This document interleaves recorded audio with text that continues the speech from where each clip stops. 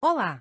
Este é o canal Resumo de Livros Libertários. Hoje, o material que a gente vai analisar é a autobiografia do Edward Snowden, Eterna Vigilância, o Permanent Record. Snowden, para quem talvez não lembre assim de cara, foi aquele analista de sistemas, né? Trabalhou para a CIA, para a NSA e acabou vazando aqueles documentos sigilosos lá em 2013. Ele abre o livro com uma frase bem forte, sabe? Qual frase? Ele diz: levei quase 3 décadas para reconhecer que havia diferença entre legalidade e moralidade. E quando reconheci, acabei tendo problemas no trabalho. Pesado, né? Nossa, sim. E é um ponto de partida excelente para o livro. Exato. E a nossa conversa hoje vai justamente mergulhar nessa jornada pessoal dele e nas ideias centrais que ele traz sobre tecnologia, sobre vigilância e, claro, liberdade. E é uma fonte muito rica porque dá uma visão de dentro, né? Não só das agências, mas da evolução da internet e como a nossa relação com a tecnologia mudou, assim, radicalmente. Uhum. O livro vai costurando a história pessoal dele com a história da vigilância em massa, principalmente ali depois do 11 de setembro. E levanta umas questões que, olha, continuam super atuais. Com certeza. Bom, vamos começar então pelo começo mesmo, a infância dele. Ele descreve com muito carinho, achei interessante, a descoberta do Commodore 64 do pai. Aquela sensação quase mágica, sabe? De controlar uma máquina. Sim, ele detalha isso bem. E tem uma história engraçada do jogo Shoplifter. Ele viu o pai jogar escondido por uma janelinha interna do quarto dele. Parece outra era, né? Totalmente. Ele faz questão de pintar esse cenário de uma infância bem analógica, né? Fala das fotos Polaroid que desbotavam, fita VHS que estragava, trabalho de escola em papel que amarelava com o tempo. É verdade. Tudo tinha essa coisa meio passageira. E ele compara isso direto com a infância de hoje, né? Que é toda registrada em detalhe na nuvem. É aí que a ideia do registro permanente, o título do livro, começa a nascer, sabe? Essa transição de um mundo onde esquecer era o normal para um onde a memória digital é, bom, quase impossível de escapar. E essa infância também formou o jeito dele ver a tecnologia. Ele usa uma metáfora do Super Mario Bros., daquela parede invisível que não te deixa voltar no jogo, sabe? Lembro disso no livro. Para ele, a vida e o tempo eram assim, só pra frente. E isso fez ele valorizar muito o entender como as coisas funcionam. Ele conta que desmontou um Nintendo com o pai pra consertar. Sim. E ele rejeitava o que chamava de tirania da ignorância tecnológica, sabe?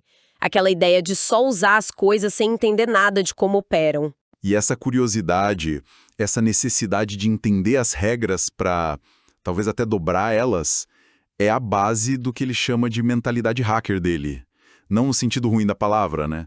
Mas de explorar sistemas, entender limites, vulnerabilidades. Ele até conta que hackeou o currículo escolar para estudar de forma mais eficiente, né? Exato.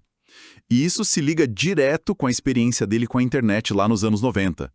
Aquele espaço de BBS, de pseudônimo, focado na troca de conhecimento. Livre. Quase uma utopia se a gente pensar na internet de hoje, né? Que é toda comercial, vigiada. Uma internet que ele mesmo, ironicamente, ajudou a construir depois. Pois é. E essa trajetória dele dá uma guinada, assim, total com o 11 de setembro. Ele morava perto de Fort Meade, a sede da NSA, no dia dos ataques. O livro descreve a evacuação, o caos todo. Mas também um sentimento muito forte de culpa e raiva, que tomou conta ali na comunidade de inteligência. Ele sentiu um chamado, sabe? Quase patriótico. Um desejo de fazer parte de alguma coisa, de ajudar. E isso levou ele a tentar se alistar no exército, naquele programa super difícil, o 18 X-Ray, para as forças especiais. Mas foi uma tentativa que não deu certo, né? Bem curta, na verdade. Ele teve fraturas graves por estresse nas 2 pernas, logo no treinamento básico. E ele usa uma palavra forte, diz que se sentiu um descartado. Nossa! Mas essa falha física acabou redirecionando ele. Tipo, se o corpo não servia para o campo de batalha tradicional, talvez as habilidades técnicas dele pudessem ser úteis na guerra de informações que estava começando a pegar fogo. E foi assim que ele entrou para o mundo da inteligência. E para entrar nesse mundo precisava daquelas credenciais de segurança máximas, né? O tal do Top Secret SCI. O livro detalha a ansiedade que foi esse processo, principalmente por causa do passado online dele. Posts antigos em fóruns, a persona digital. O registro permanente pessoal dele já existia ali, né? Exatamente. Ele pensou em apagar tudo, mas decidiu não fazer. Argumentou que precisava assumir quem ele tinha sido para se tornar quem ele era. É interessante ver essa tensão já aparecendo ali. E foi nessa época também que ele conheceu a Lindsay Mills, e o relacionamento deles começou já nessa mistura doida de vida online e offline. E essa questão das credenciais é um ponto-chave. O processo de investigação de segurança, o background investigation, é super invasivo, né? Vasculham tudo da vida da pessoa. A decisão do Snowden de não apagar o histórico online, bom, pode ser vista como integridade, mas talvez também uma aposta, né? Na capacidade dele de explicar aquele passado. O livro dá a entender que ele passou meio no limite em alguns momentos. O primeiro trabalho grande dele foi como terceirizado, um emprego de fachada na Dell, mas na verdade ele atuava para a CIA e depois para a NSA. Ele descreve o começo na CIA, muitas vezes trabalhando de noite, com um colega mais velho, o Leland, gerenciando um sistema de backup em fita magnética que parecia, sei lá, de outra época. Foi ali que ele começou a sacar o tamanho das redes internas e o volume de informação classificada que circulava. Ele até admite, meio rindo de si mesmo, que as primeiras buscas que fez nessas redes super secretas foram sobre OVNIs e teorias da conspiração do 11 de setembro. Típico, né? Mas essa figura do terceirizado é super importante para entender como a comunidade de inteligência, a CI, funcionava depois do 11/9. O livro explica bem isso. A necessidade urgente de gente técnica levou a uma explosão na contratação de empresa privada. Ah, sim. Era um jeito de driblar a burocracia, de colocar bundas nas cadeiras rápido. Essa era a expressão que usavam lá dentro. Só que essa dinâmica, como o Snowden descreve, criou um batalhão de contratados com acessos enormes, mas talvez sem o mesmo escrutínio ou lealdade institucional que um funcionário de carreira teria. E isso, claro, aumentava as vulnerabilidades do sistema todo. Entendi. Aí a experiência seguinte dele em Genebra, na Suíça, como oficial técnico de segurança da informação, o TISO, para a CIA, parece que foi um ponto de virada mesmo. A função oficial era ajudar agentes a usar a tecnologia de forma segura. Tipo, até o Tor, para comunicação anônima. Sim. Mas ele percebeu que o foco real estava mudando muito rápido para SIGINT, inteligência de sinais. Ou seja, a coleta massiva de comunicação dos outros. O livro conta aquela história famosa da festa, né?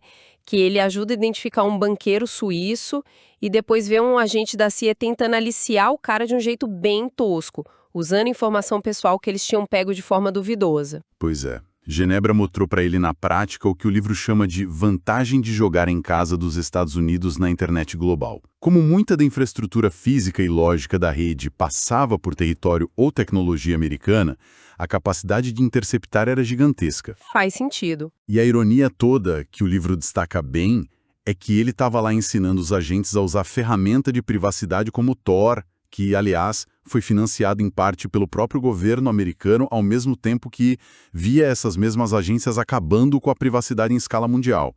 Aquela tensão entre o que é legal e o que é moral que você mencionou no começo começa a ficar muito clara ali para ele. Depois de Genebra, ele vai para o Japão, ainda terceirizado, mas agora direto para a NSA. E foi lá que ele projetou um sistema de backup global, o Apex Shelter, descrito como uma NSA nas sombras, capaz de guardar os dados da agência mesmo que acontecesse uma catástrofe. E para lidar com aquele volume absurdo de dados, né? Exato. Ele usou técnicas de desduplicação. E foi nesse trabalho que ele percebeu a ambição real da NSA, armazenamento permanente. Não só coletar tudo, mas guardar tudo. Para sempre. O tal registro permanente em escala planetária mesmo. E é justamente no Japão que acontece a descoberta que, bom, muda tudo para ele. O livro conta como ele, quase sem querer, esbarra num relatório ultra secreto do inspetor-geral da NSA. Era sobre o Programa de Vigilância do Presidente, o PSP, codinome Stellar Wind. Ele já conhecia a versão pública desse relatório, aquela não classificada, mas quando ele comparou as duas, a diferença era brutal. A versão secreta mostrava a verdade que escondiam por trás das negativas oficiais. A NSA tinha secretamente abandonado a coleta direcionada, focada em alvos, e partido para a coleta em massa, indiscriminada, de comunicações. Caraca. Esse é o ponto crucial do livro, entende? A vigilância deixou de ser sobre achar uma agulha específica, passou a ser sobre coletar o palheiro inteiro e guardar para sempre.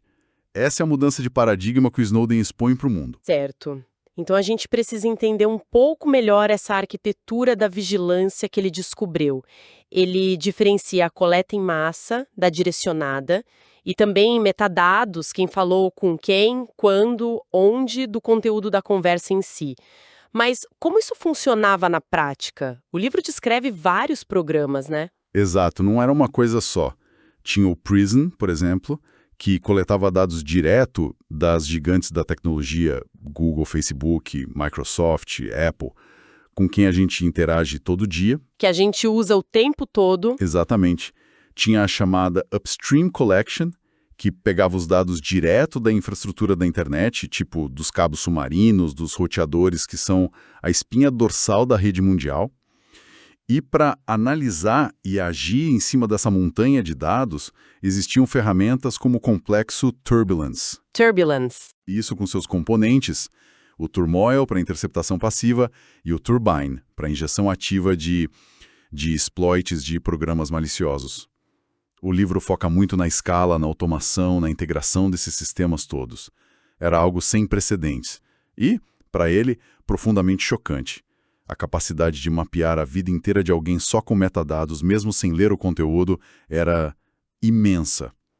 Como um ex-diretor da NSA e da CIA mesmo admitiu depois publicamente. Nós matamos pessoas com base em metadados. O impacto dessa descoberta no Snowden é descrito de um jeito muito forte no livro. Ele fala em se sentir violentado, em perceber que a cidadania tinha sido reduzida a uma condição de criança, sabe? Sobre supervisão parental constante do Estado. Essa crise ética e profissional se juntou com problemas pessoais. Ele teve um diagnóstico de epilepsia. Tudo isso intensificou a desilusão dele. Não só com o governo, mas com a própria internet que ele tinha amado tanto na juventude. A promessa de liberdade parecia ter virado, na verdade, uma ferramenta de controle. E essa crise pessoal dele encontra eco na constatação, que o livro detalha muito bem, da falência dos mecanismos de controle das instituições.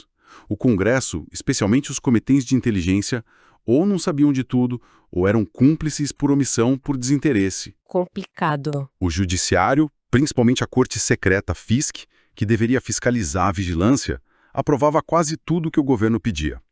Muitas vezes com base em interpretações secretas da lei bem expansivas. A Suprema Corte, por outro lado, meio que lavava as mãos, sabe? Barrava processos por questões técnicas, tipo a dificuldade do cidadão provar que foi especificamente vigiado. E o Executivo? O Executivo, através dos seus chefões, mentia descaradamente para o público e para o Congresso. O caso mais famoso foi o James Clapper, o diretor de inteligência nacional, negando sob juramento que coletavam dados de milhões de americanos. O Snowden descreve isso como um verdadeiro hackear da Constituição. Diante disso tudo, ele argumenta no livro a diferença que ele vê entre um simples vazamento, um leak, que ele associa a motivos egoístas ou políticos, e uma denúncia, o whistleblowing, que é o que ele diz ter feito.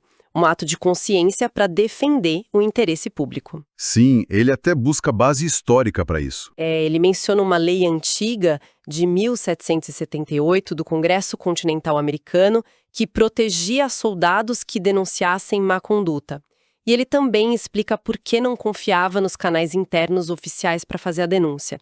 Citava a perseguição que outros denunciantes sofreram, a cultura de sigilo, de conformidade que ele via lá dentro. Aquela tensão entre legalidade e moralidade chega no ponto máximo aqui, né? A decisão de agir vira, na narrativa do livro, quase que uma obrigação moral mesmo. Ele se convence de que os direitos fundamentais das pessoas não são um presente do Estado, mas sim limites que a gente impõe ao poder do Estado. Revelar a escala da vigilância não seria traição, mas um chamado para o governo voltar aos seus próprios princípios de transparência, de respeito às liberdades. A fonte para essa análise é o próprio livro dele, né, que articula essa justificativa toda. Então, ele toma a decisão. Como foi a operação para coletar os documentos, segundo o livro? Foi tipo cena de filme? Olha, menos filme e mais metodicamente arriscado. Ele conta que usou um software que ele mesmo tinha criado, o Heartbeat, que era para agregar notícias internas, como uma espécie de cavalo de Troia. Para quê? Para acessar e transferir arquivos de servidores restritos para o computador dele. Aproveitando as permissões que ele tinha, né? Exato, ele tinha permissão de administrador, ler, escrever, executar. Depois, ele passou esses dados para computadores velhos, desconectados da rede, o tal do air-gapped, que ele tinha pego do lixo eletrônico. E o passo final foi copiar tudo para vários cartões SD. Pequenininhos, fáceis de esconder. E as precauções de segurança? Ele estava literalmente no coração da NSA. Foram muitas. Ele usou criptografia forte ponta a ponta PGP para e-mail, TrueCrypt para criptografar os próprios cartões SD, usou sistemas operacionais seguros como Tails, que roda de um pendrive e não deixa rastro no computador, usou a rede anônima Tor para se comunicar. Nossa. E ele menciona também a técnica de war driving, sair dirigindo pela ilha de Oahu lá no Havaí, mapeando redes Wi-Fi abertas ou com senha fraca que ele pudesse usar para se comunicar sem ser rastreado até o local físico dele. O livro também tem aquela história curiosa do cubo mágico. Ah, sim. Ele conta que andava com um cubo mágico e ficava mexendo nele quando passava pelos seguranças. Era uma distração social, entende? Os guardas se acostumaram a ver ele ali, concentrado no cubo, às vezes em horários estranhos. Ele mantinha uma relação cordial, mas superficial com eles. E isso fazia a presença dele ser normal, menos suspeita. Enquanto ele carregava os segredos da agência nos bolsos. Pura engenharia social. E como ele escolheu e contatou os jornalistas? Isso também deve ter sido bem complicado. Foi um processo delicado e frustrante às vezes, segundo ele conta. Ele escolheu a documentarista Laura Poitras, que já investigava a vigilância após 11 de setembro, e era conhecida pela independência, e o jornalista Glenn Greenwald, que na época era colunista do The Guardian, famoso pela defesa das liberdades civis e pela escrita mais combativa. E a dificuldade? O grande desafio no começo foi conseguir um contato seguro, e principalmente convencer eles a usar ferramentas de criptografia como o PGP. Muitos jornalistas na época achavam isso complicado demais ou desnecessário. Levou tempo, persistência para construir essa confiança e essa capacidade técnica dos dois lados. Isso leva a gente para a fase explosiva em Hong Kong, o encontro no hotel The Mirror, aquela tensão toda, a verificação dos documentos e aí a publicação das primeiras matérias que, abalaram o mundo, né? A ordem secreta para Verizon entregar milhões de registros telefônicos, a revelação do Prism e, claro, a decisão dele de se identificar naquele vídeo gravado pela Poitras. Meu nome é Ed Snowden, tenho 29 anos, foi um momento marcante demais. E enquanto esse furacão todo acontecia no mundo, o livro intercala uns trechos do diário da Lindsay Mills, a namorada dele. Esses trechos dão uma perspectiva muito íntima e dolorosa do outro lado da história. A visita do FBI na casa dela, os interrogatórios, a sensação de estar sendo vigiada, a confusão, a dor de perder o parceiro e a privacidade, sem nem entender direito o que estava acontecendo no começo. É um contraponto humano muito forte para a narrativa de espionagem e política. Depois que ele se revelou, começa a fuga, a busca por asilo. O livro detalha a ajuda fundamental da Sarah Harrison, da Wikileaks, e também, de um jeito bem tocante, o apoio de um grupo de refugiados que viviam em condições super precárias em Hong Kong, mas que esconderam e protegeram ele. Sim, essa parte é bem forte. A tentativa de ir para a América Latina via Moscou dá errado quando os Estados Unidos cancelam o passaporte dele enquanto ele está no avião. Ele fica preso na área de trânsito do aeroporto de Moscou por mais de 40 dias. Um limbo geopolítico total.